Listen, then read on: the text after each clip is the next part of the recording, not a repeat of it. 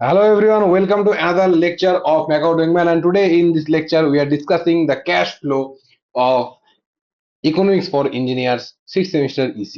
So let's start with no delay. So what is cash flow? Cash flow বলতে আমরা বুঝি হচ্ছে refers to the actual inflow or outflow of the money specified for a time period in an engineering project or in a business project বলতে পারো।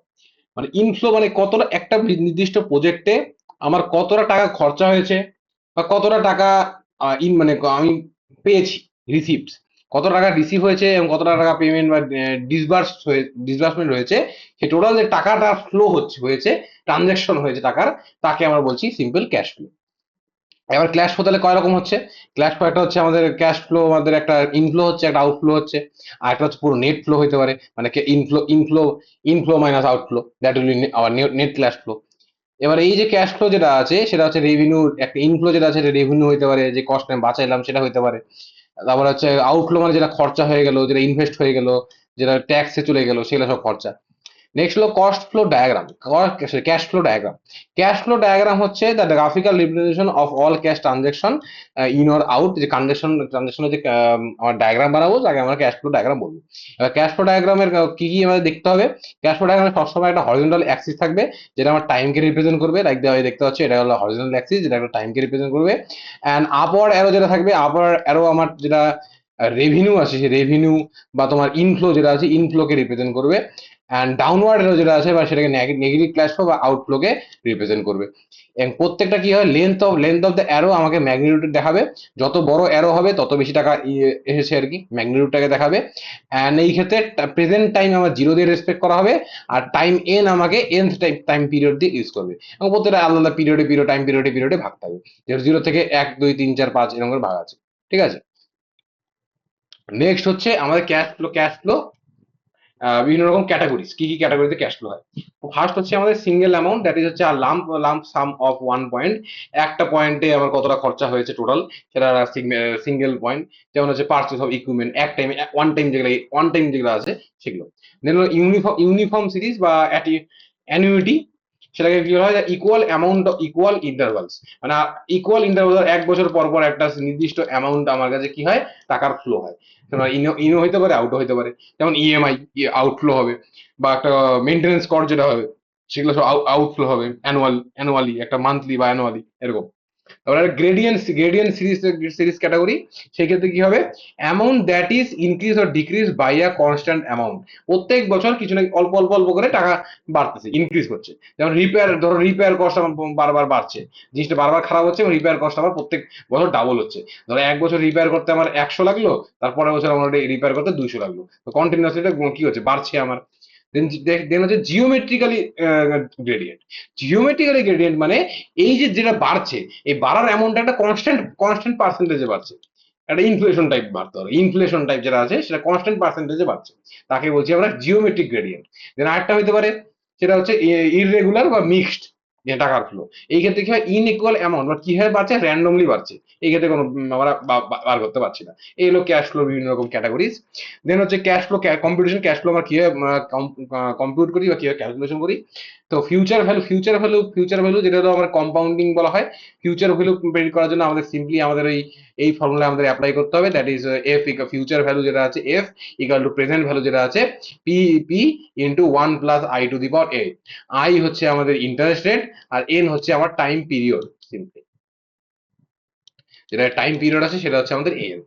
Same ভাবে এর উল্টাটা করলে কি হয়, P equal to F by 1 + i⁴ পাবো, সেটা present present value হবে, এটুকুই আর কি।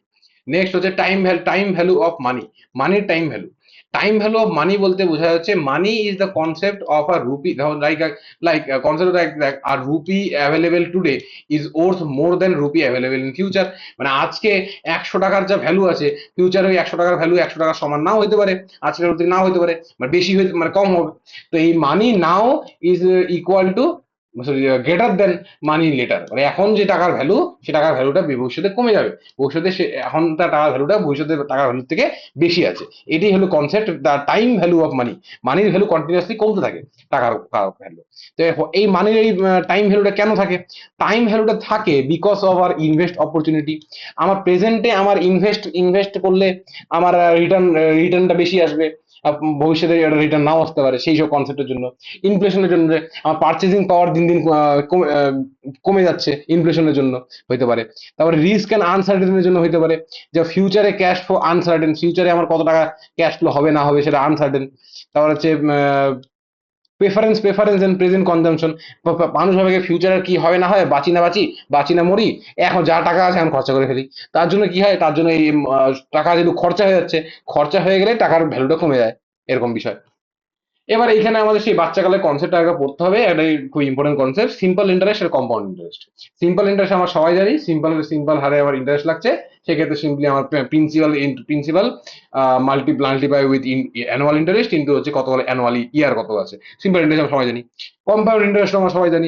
এই ক্ষেত্রে সিম্পলি যেটা আমাদের একটু আগে যেটা দেখলাম, এই যে রিলেশনটা অলরেডি দেখেছিলাম, যে ফিউচার ভ্যালু আর কম্পাউন্ড ভ্যালু, এইটাই সিম্পলি আমাদের এই কম্পাউন্ড ইন্টারেস্ট। তো কম্পাউন্ড ইন্টারেস্ট আমরা জানি শেষ ফর্মুলা, যেটা আমি বারবার রিপিট করছি না, ঠিক আছে।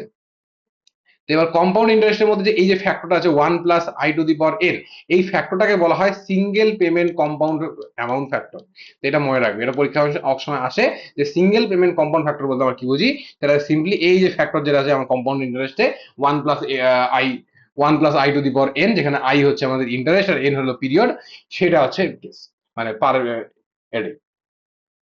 এবার হচ্ছে এই যে পিরিয়ড পার পিরিয়ড ডেরিভেশনটা, এই কম্পাউন্ড ইন্টারেস্টে যে ফর্মুলা আমি পাইলাম, যে পি ইন্টু 1 + i⁴n, সেটা ফর্মুলা কিভাবে আসলো, এটাও ডেরিভেশন ছোটবেলা করেছিলাম। যে প্রত্যেক কম্পাউন্ড ইন্টারেস্ট কি, প্রত্যেক বছর আমার ওই প্রিন্সিপাল অ্যামাউন্টটা বেড়ে যাচ্ছে, প্রিন্সিপাল অ্যামাউন্ট বেড়ে যাচ্ছে, মানে প্রত্যেক বছর আমার ইন্টারেস্টটা এসে হচ্ছে কম্পাউন্ড হারে রাখছে। তো সেই আর কি। তো সেটা বার করার জন্য প্রথম বছরে আমার ধরো আমার কি লাগলো, এই ইন্টারেস্টের সাথে প্রিন্সিপালের সাথে অ্যাড হয়ে গেল। তো পরের বছর ওটা আবার অ্যাড হয়ে গেল, আবার অ্যাড হয়ে গেল। তো এইভাবে এর কি হলো, এই বছর আমার এন্ড অফ ওয়ান পিরিয়ডে পি ইকাল টু 1 + i হলো, তারপরে বছর পি ইন্টু 1 + i² হয়ে গেল, তারপরে বছর পি ইন্টু 1 + i কিউ হয়ে গেল। তো এইভাবে কন্টিনিউসলি যদি এন পিরিয়ড অব্দি ভাবি, সেক্ষেত্রে P equal two one one P equal two sorry F N equal to P into 1 + i⁴n হয়ে গেল। ঠিক আছে, পুরোটা আই আই 1 + i⁴n হয়ে গেল। ঠিক আছে, কোম্পানি এখানে অঙ্ক আছে, এইসব কি দেখে বাচ্চাকালে করছে গেল। ঠিক আছে। তো এবার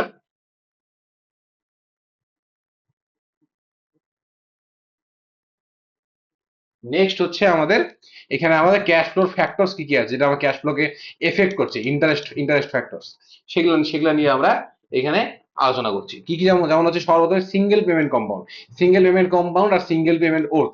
এটা হলো সিম্পলি আমাদের ওই এফ আর পি, মানে ফিউচার ভ্যালু আর প্রেজেন্ট ভ্যালু যে রিলেশনটা, সেটাই এখানে দেওয়া আছে। তো সেটাকে আমরা অ্যাকচুয়ালি ওইটাকেই সিঙ্গেল পেমেন্ট কম্পাউন্ড অ্যামাউন্ট, যখন আমরা ফিউচার ভ্যালু নিয়ে কাজ করছি, আর single payment present worth, that is present amount নিয়ে কাজ করছি। তো সিম্পলি সেই ক্ষেত্রে মনে রাখবে, এটা মনে রাখার সব থেকে চারটা মনে রাখার সব থেকে বুদ্ধি, যখনই future present P R F, মানে এফ টু পি এরকম ব্যাপার থাকবে, তখন ডাইরেক্ট মনে রাখবে সিম্পলি কিসের মাল্টিপ্লাই হবে, এই যে এটা দিয়ে মাল্টিপ্লাই হবে, মানে P P equal two 1 + i⁴n, এটা হবে। এবার যখনই এটা আমার এখানে এ টার্মটা এসে যাবে, হোয়াট ইজ দিস এ? এ হচ্ছে আমার অ্যানুয়াল ইন্টারেস্ট বা ইউনিফর্ম সিরিজ কম্পাউন্ড অ্যামাউন্ট। ঠিক আছে, এই মানে আমার এটা হচ্ছে আমার ক্যাপিটাল রিকভারি, বা এ যেটা আছে এটা ক্যাপিটাল রিকভারি বলে। এই টার্মটা যখন এসে পড়বে, তখন আমাদের কি হবে, ধর হচ্ছে এফ মানে ফিউচার ভ্যালু আর হলো এর মধ্যে কথা হচ্ছে, তখন আমাদের কি হবে, তখন সিম্পলি একটা ম্যাজিক তোমাকে টার্ম মনে রাখতে হবে। দ্যাট ইজ এই যে উপরে টার্মটা দেখতে পাচ্ছি 1 + i⁴n, তার থেকে 1 মাইনাস করতে হবে। এই টার্মের থেকে আমরা কি করব, আমরা 1 মাইনাস করব, এন্ড টোটালটার বাই আবার আই করব।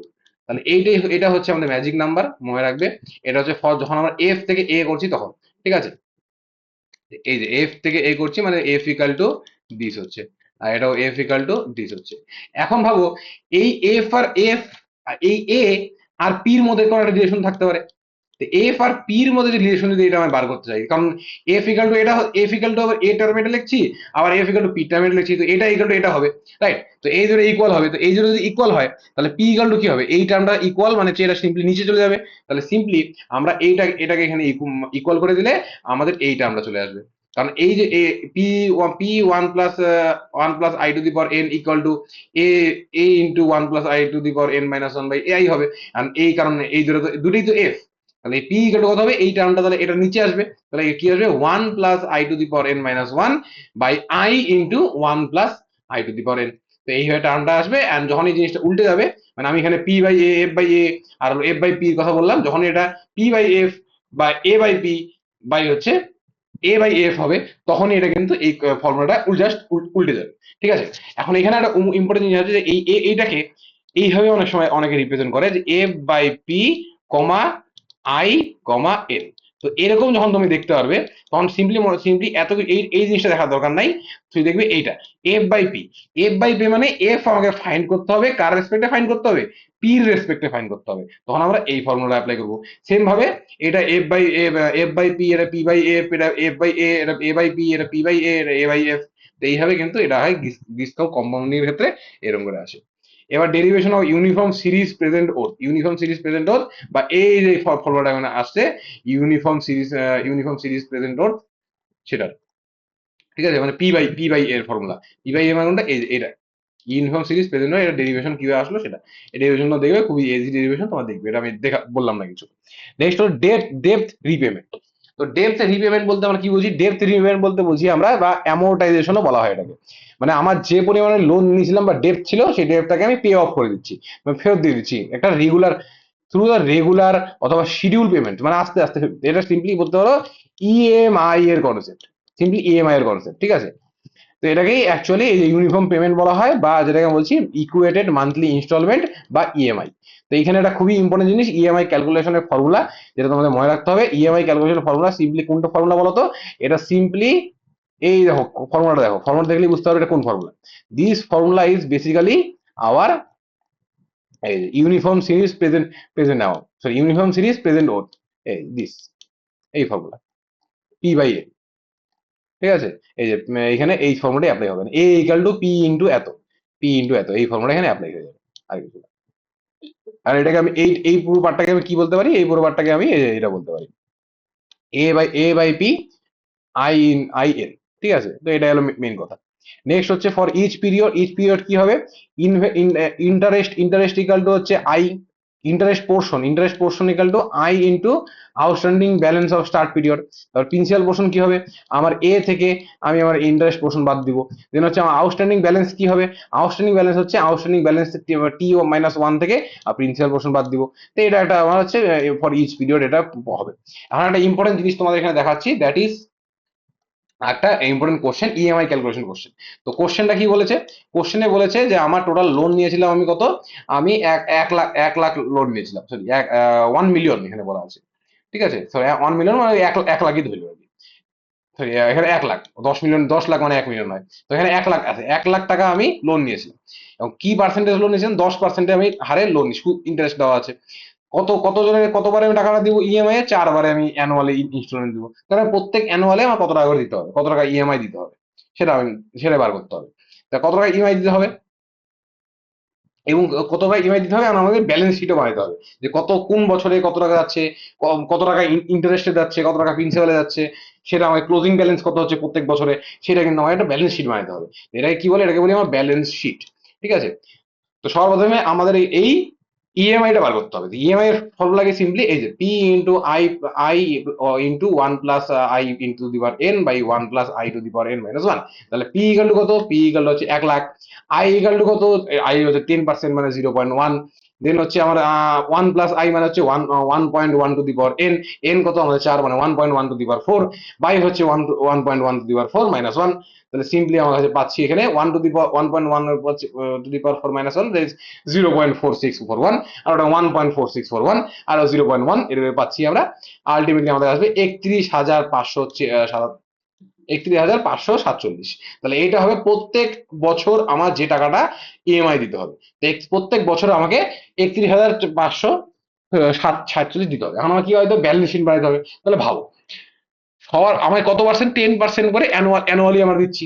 তাহলে ব্যালেন্স শিটে আসলে ব্যালেন্স শিট চেক করি।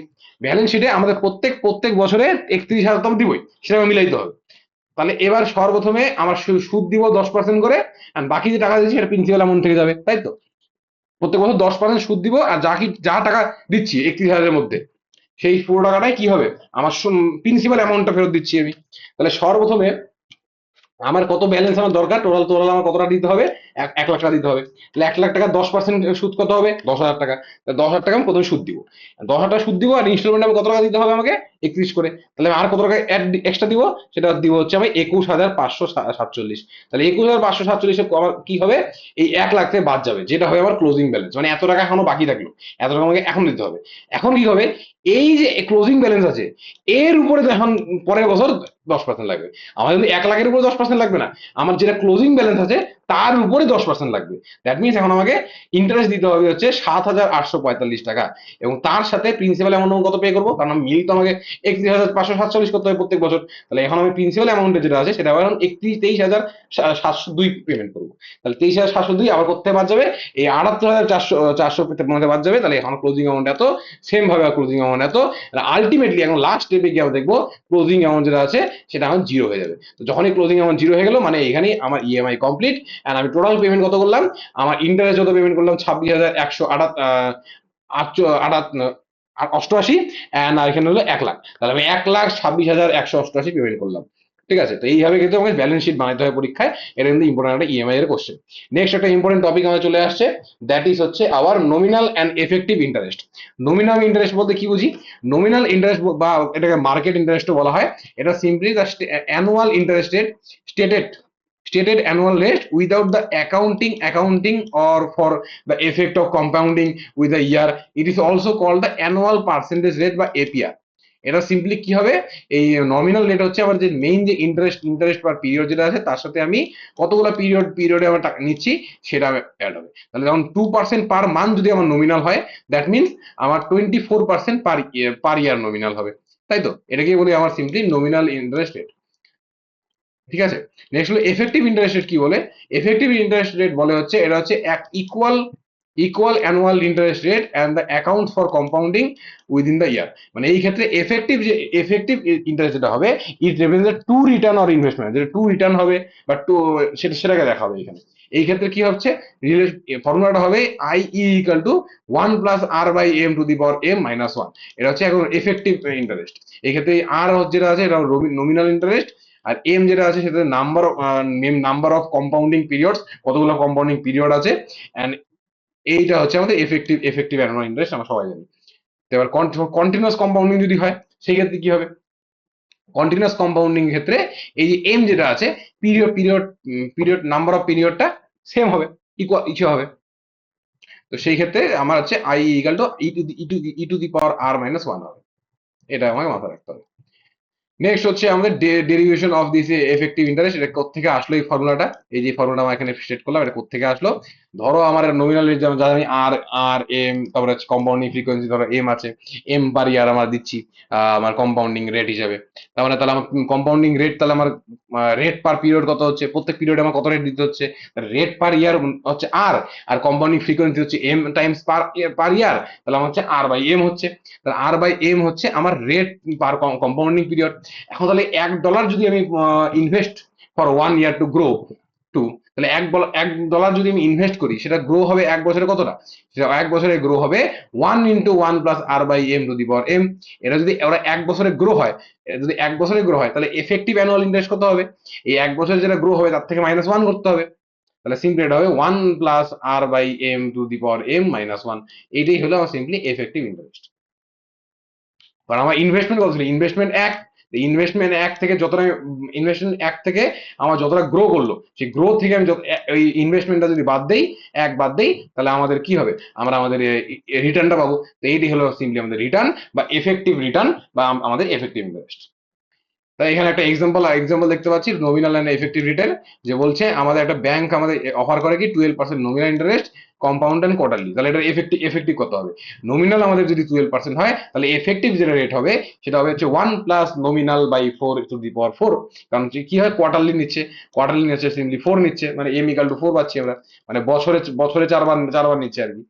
সিম্পলি এটা আমার এফেক্টিভ রেট বা বছরে যে টোটাল আমার ইন্টারেস্ট পড়তেছে সেটা আমার 12% করে পড়ে যাচ্ছে, 12.55% পড়ে যাচ্ছে। মানে 12% নমিনাল মানে হচ্ছে 12.55%, মানে বেশি পড়ে যাচ্ছে।